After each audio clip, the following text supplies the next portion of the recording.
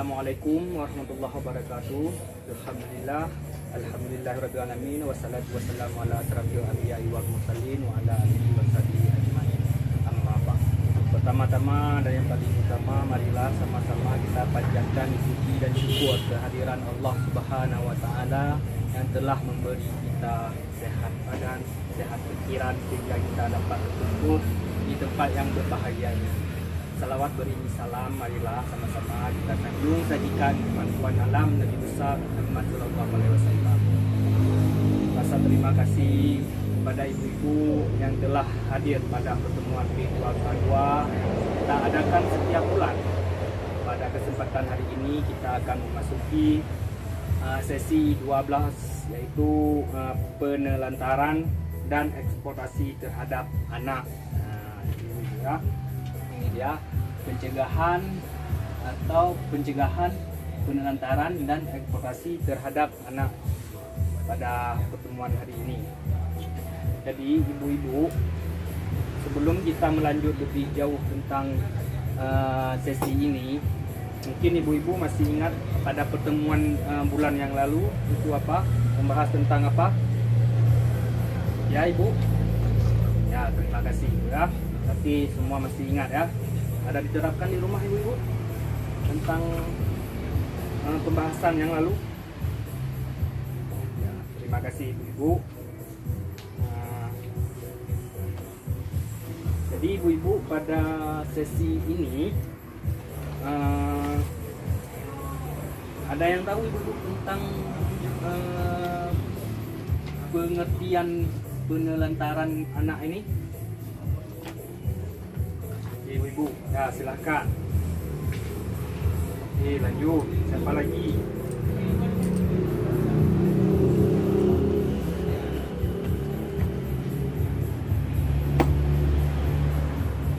Nah, di buku pintar itu ibu-ibu coba buka pada halaman 33. Ya. Coba dibaca kisah si Tasripin itu, Bu. Ya, ibu, terima kasih. Jadi ibu-ibu, apa saja pekerjaan dan tanggung jawab yang dilakukan oleh Tasripin dalam menghidupi adik-adiknya di dalam cerita tersebut? Terus saya ingin bertanya lagi, ini ada beberapa pertanyaan. Apakah yang dilakukan tersebut layak dilakukan oleh anak seusia Tasripin? Dan apa yang seharusnya dilakukan oleh ayah atau kerabat terdekat si Tasripin dengan melihat keadaan si Tasripin ini? Ibu. Ya, saya tuliskan ya di kertas paranonya. Ibu-ibu.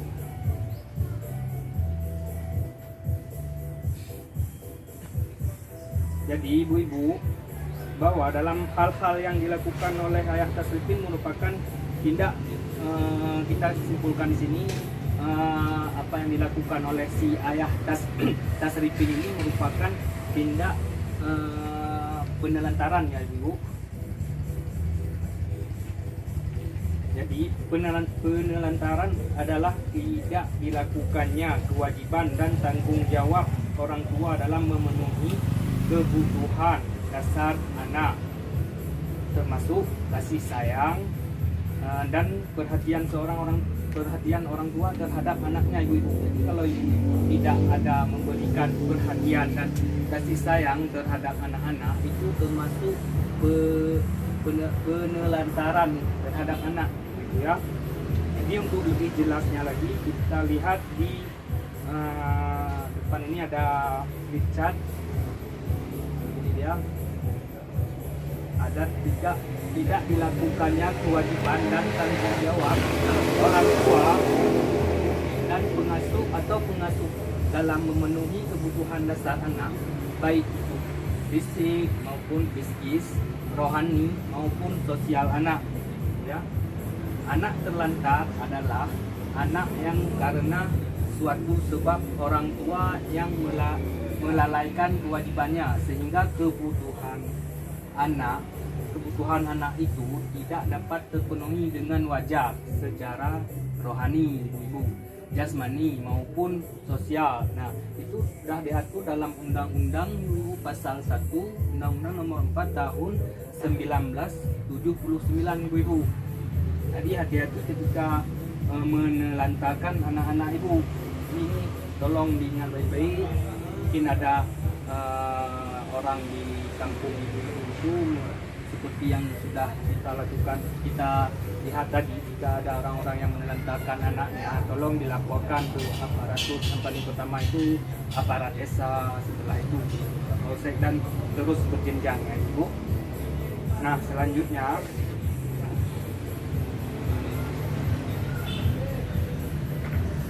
kita lihat ini ada beberapa contoh penelantaran.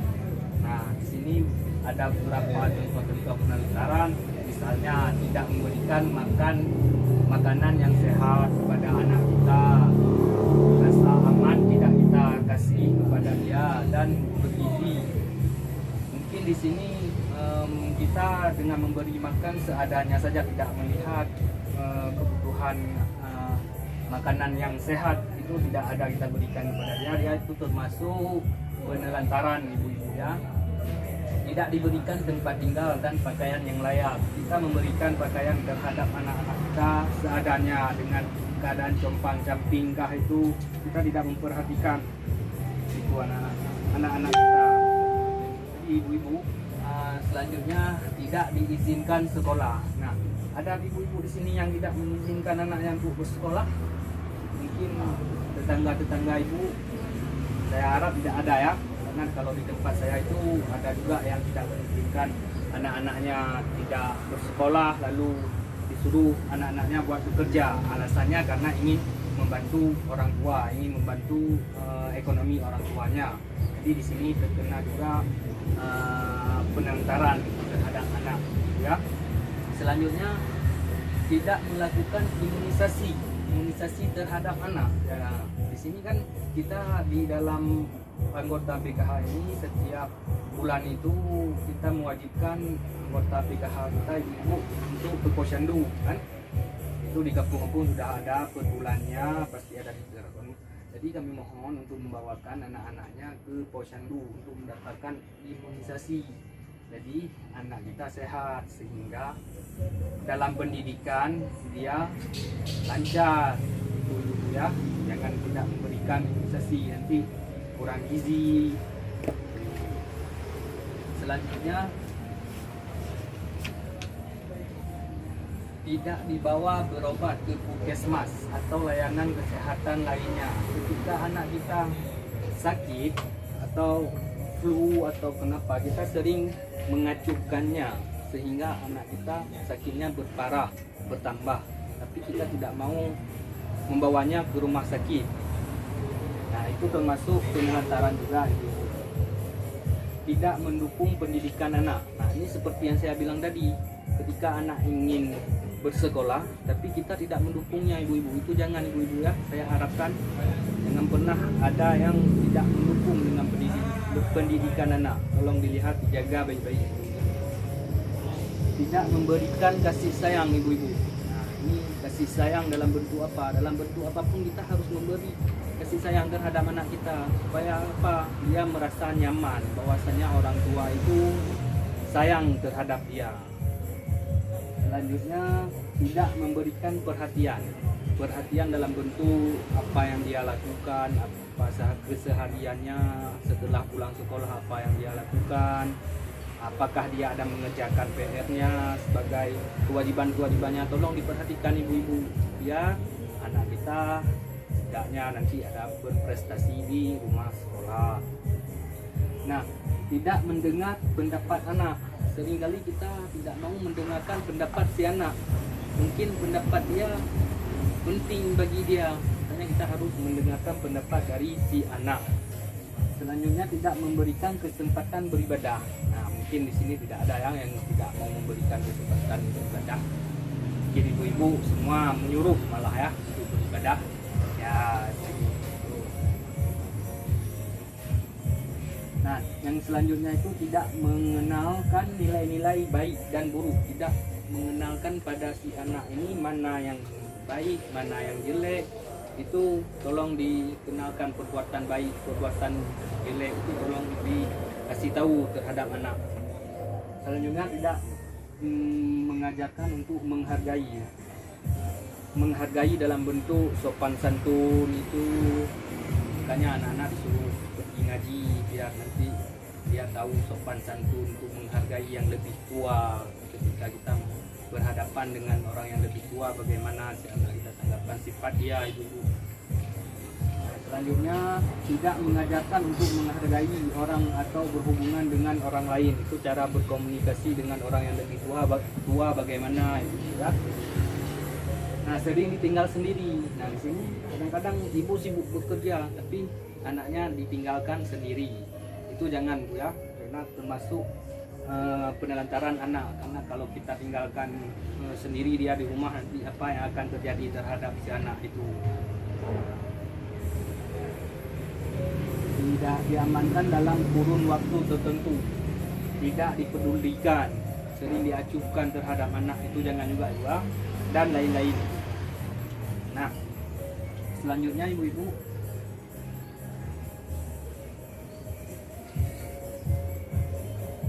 saya ingin berpesan bahwasanya ibu-ibu, kesimpulan dari sesi ini,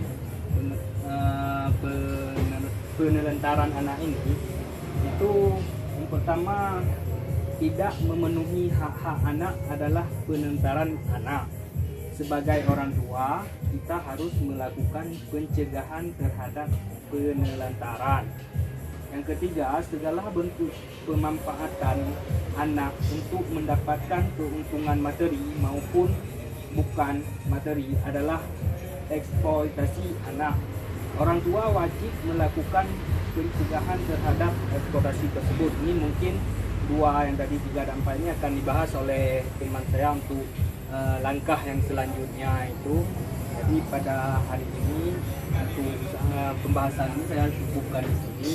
Selanjutnya akan dilanjutkan oleh teman saya. Mungkin di sini ibu-ibu ada yang ingin bertanya. Oke, berarti sudah mengerti semua ya ibu-ibu. Terima kasih. Jika saya ada salah kata, saya mohon maaf yang sebesar-besarnya ibu. Terima kasih, saya akhiri. Wabillahi taufiq wal hidayah. Wassalamualaikum warahmatullahi wabarakatuh.